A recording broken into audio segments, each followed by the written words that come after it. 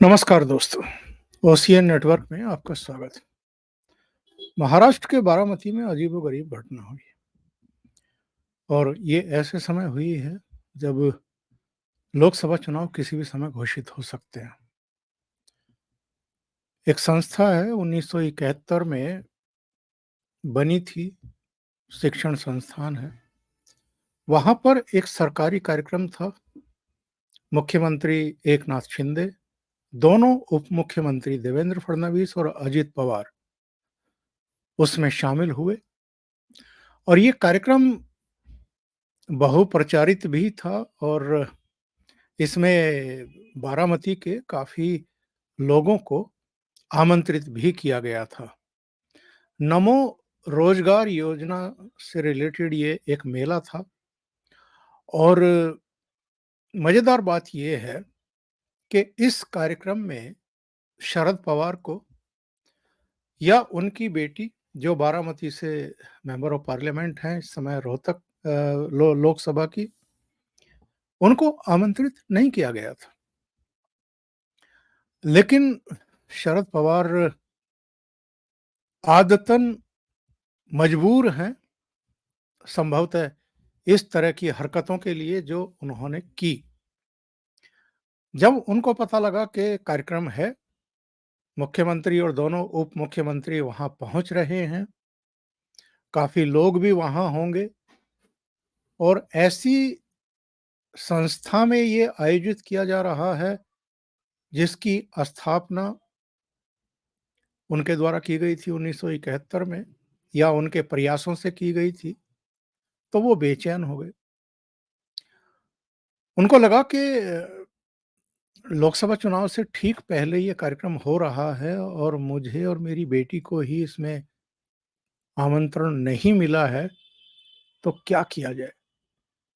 तो पहले तो उन्होंने मुख्यमंत्री को और दोनों उप मुख्यमंत्रियों को एक चिट्ठी लिखी 28 फरवरी को और इसमें ये कहा गया कि साहब आप दोनों, आप तीनों मेरे बारामती स्थित आवास पर भोजन के लिए आमंत्रित हैं, चाय-पान के लिए और भोजन के लिए आमंत्रित हैं।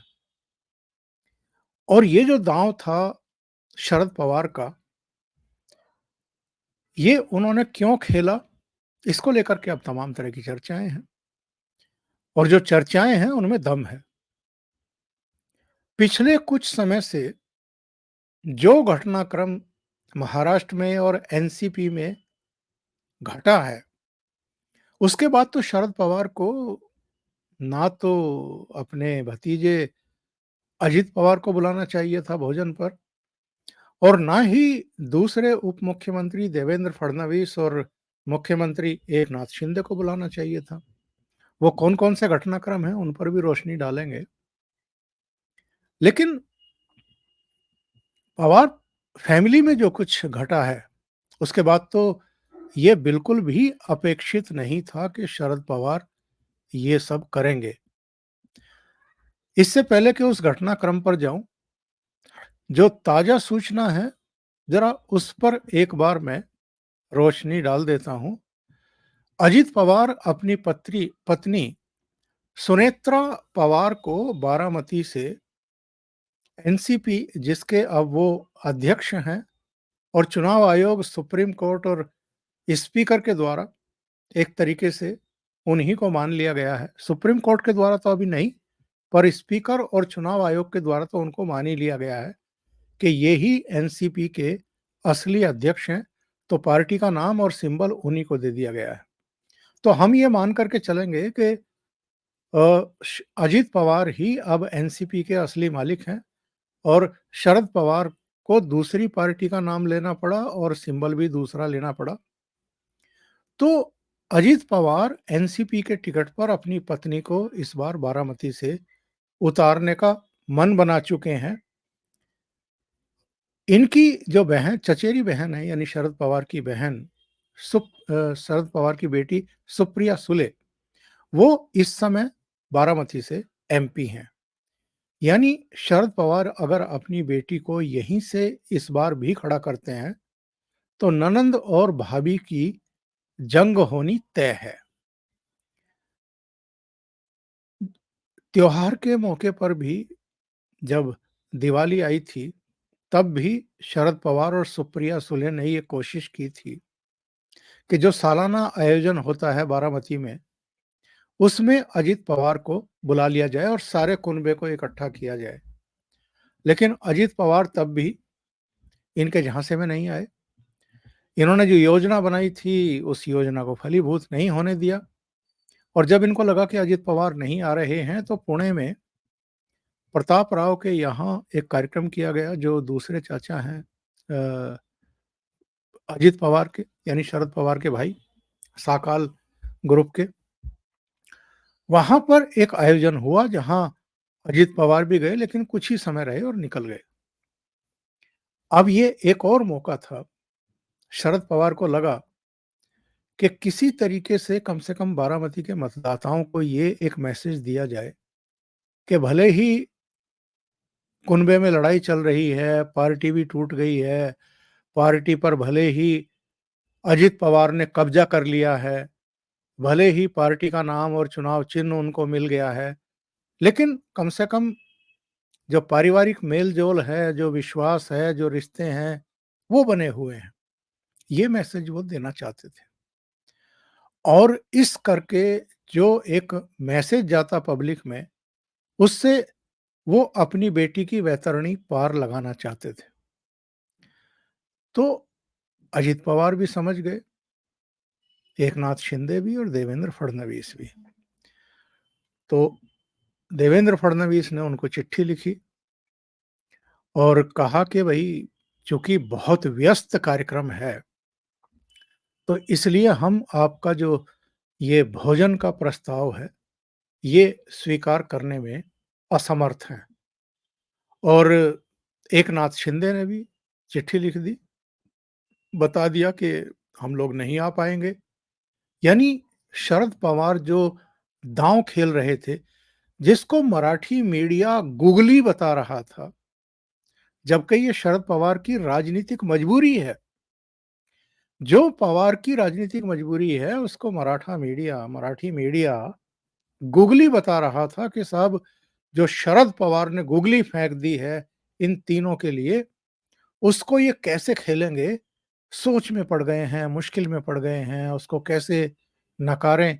पर एक ही झटके में तीनों ने, अजित पवार ने भी कह दिया और दोनों इन नेताओं ने भी कह दिया कि हम व्यस्त हैं, हम आपके भोजन पर नहीं आ सकते। जब शरद पवार को लगा कि ये दांव तो विफल हो गया, तो फिर क्या किया जाए? फिर उन्होंने, अब चूँकि बेटी का सवाल था और बेटी में ही उनकी जान बसती है, उनको लगा कि अगर ऐसे समय कुछ नहीं किया गया तो बड़ी मुश्किल हो जाएगी। तो उन्होंने एक और दाँव खेला। उन्होंने कहा कि साहब, मैं कार्यक्रम में भले ही मुझे आमंत्रित नहीं किया गया है, पर जो पब्लिक वहाँ जा रही है, मैं उन पब्लिक के बीच में जाकर के बैठूँगा। क्योंकि पब्लिक के बीच में बैठने का तो मेरा अधिकार है, मैं एक आम आदमी की तरह वहाँ जाऊँगा। और ये जो दूसरा दाँव था, ये इसलिए था ताकि जो आयोजक हैं, जो सरकार है, जो शासन-प्रशासन है, उसको मजबूर कर दिया जाए। क्योंकि शरद पवार जैसा 5 दशक की राजनीति करने वाला, कई बार महाराष्ट्र के मुख्यमंत्री रहने वाले, केंद्र में मंत्री रहने वाले और जैसे भी हैं, महाराष्ट्र की राजनीति में अपना एक उनका कद है, कद रहा है। वो अगर पब्लिक के बीच में बैठेंगे तो ज़ाहिर है उनको शर्म आएगी, जो आयोजक हैं, और संकोचवश कह लीजिए, असहज होकर के कह लीजिए, मजबूरी में कह लीजिए, उनको मंच पर बुलाना ही पड़ेगा। ये सोच कर के उन्होंने ये दाँव चला और ये दाँव सफल हो गया साहब। वो वहाँ पहुँचे तो उनको मंच पर जगह देनी पड़ी और सरकारी आयोजन में जबकि उनको आमंत्रित भी नहीं किया गया था, तो वो तो एक जो पुरानी कहावत है कि मान ना मान मैं तेरा मेहमान, उसमें इन्होंने एक और जोड़ दिया, बल्कि हमने जोड़ दिया कि मान ना मान मैं तेरा मेहमान और तू मेरा मेहमान। यानी उनको इस अंदाज में डिनर पर आमंत्रित किया था कि भाई आप अगर बारामती क्षेत्र में आ रहे हैं तो मेरे यहाँ भोजन भी करके जाइए। पर ये जो डिनर डिप्लोमेसी थी उनकी, इसके पीछे क्या था, ये तो ज़ाहिर है एकनाथ शिंदे भी राजनीति करते हैं भई, और देवेंद्र फडणवीस तो बहुत ही राजनीति के मंझे हुए नेता हैं, उनको समझ में आता है। और अजित पवार तो हाथ भी नहीं रखने दे रहे हैं, क्योंकि अजित पवार ये जानते हैं कि जितना इनकी छाया से अब वो दूर रहेंगे, उतना बेहतर रहेगा। और चूँकि अपनी पत्नी को वहाँ से वो लड़वाने का मन बना चुके हैं, तो ऐसे में तो शरद पवार के यहाँ जाना, उनका भोजन करना बिल्कुल भी राजनीतिक तौर पर खतरे से खाली नहीं था, तो वो नहीं गए। और इसके नेपथ्य में, यानी इसके बैकग्राउंड में जो घटनाएँ पिछले दिनों हुई हैं, वो भी हमें नहीं भूलनी चाहिए, जिनकी वजह से शरद पवार इनको बुलाना चाहते थे और ये जाना ही नहीं चाहते थे। जो मराठा आरक्षण को लेकर के एक लंबा आंदोलन चला है जरांगे का, उसके पीछे ये माना जाता है कि उद्धव ठाकरे हों ना हों, पर शरद पवार तो पक्के तौर पर हैं। क्योंकि अभी हाल में विधानसभा से बाकायदा एक प्रस्ताव पारित करा कर के व्यवस्थाएं की गई हैं मराठा आरक्षण के लिए, और उसके तुरंत बाद वो फिर बैठ गया अनशन पर, और उसने सरकार के खिलाफ भी और मुख्यमंत्री के खिलाफ भी और उप मुख्यमंत्री देवेंद्र फडणवीस के खिलाफ भी अनर्गल बयानबाजी करनी शुरू कर दी थी। यहाँ तक कह दिया कि देवेंद्र फडणवीस जो है मेरी हत्या कराने की साजिश रच रहे हैं। मत भूलिए वो केवल उप मुख्यमंत्री नहीं हैं, राज्य के पूर्व मुख्यमंत्री भी हैं, एक लोकप्रिय नेता हैं, और इस समय गृह मंत्री का पद भी उनके पास है। और ये कोई मामूली आरोप नहीं था। तो इस पर तो सरकार ने बाकायदा जांच बैठा दी, और ये एक सख्ती दिखाई है कि ये गैर जिम्मेदारान बयान जो दिए हैं, इसके पीछे सोच किसकी है, इसके पीछे का उद्देश्य क्या है, हेतु क्या है, हम इसकी जांच पड़ताल कराएंगे और कड़ी कार्रवाई करेंगे। अगर आप फेक तरीके से इस तरह के आरोप लगा रहे हैं, तो इनके खिलाफ भी कार्रवाई की जाएगी, मामला दर्ज किया जाएगा। यानी सरकार जो है वो सख्ती पर आ गई थी। और वहाँ के अगर हम सोशल मीडिया पर देखें, तो लोग भी अब इन चीज़ों को भांप गए हैं कि जो जरांगे बार-बार मराठा आरक्षण को लेकर के अनशन पर बैठ जाते हैं और जगह-जगह राज्य सुलग जाता है, उसके पीछे एक्चुअल में है कौन? तुतारी इनका नया चुनाव चिन्ह है शरद पवार का और इनकी पार्टी का, और इसी में जरांगे को दिखाया गया है। तो लोग इस तरह के भी वहाँ पर आजकल सोशल मीडिया मंचों पर कार्टून बना रहे हैं। तो शरद पवार का जो दांव था, आंशिक रूप से मैं कह सकता हूँ कि वो सफल रहा और पूरी तरीके से विफल रहा। थोड़ा बहुत आप सफल कह सकते हैं कि वो एक तरीके से बेशर्म होकर के कार्यक्रम स्थल पर पहुँच गए। ऐसे कार्यक्रम में पहुँच गए, जहाँ पर उनको पहले आमंत्रित ही नहीं किया गया था। लेकिन जब उनका डेस्परेशन देखा कि वो इतने डेस्परेट हैं, उनकी बेटी भी इतनी डेस्परेट है कार्यक्रम में शामिल होने को लेकर के, तो फिर कलेक्टर के ज़रिए उनको निमंत्रण पत्र भिजवाया गया, और उन्होंने फ़ोन भी किया शरद पवार को कि आप पधारिए साहब, और ये वहाँ पहुँच गए। लेकिन सब जानते हैं कि शरद पवार इस सरकारी कार्यक्रम में, खास तौर से जो बारामती में आयोजित किया गया था, उसका हिस्सा बनने के लिए इस कदर परेशान, बेचैन क्यों थे? क्योंकि सब जानते हैं कि लोकसभा चुनाव किसी भी समय घोषित हो सकते हैं, और अजित पवार अब अपनी पत्नी को वहाँ से कैंडिडेट बनाने वाले हैं एनसीपी का।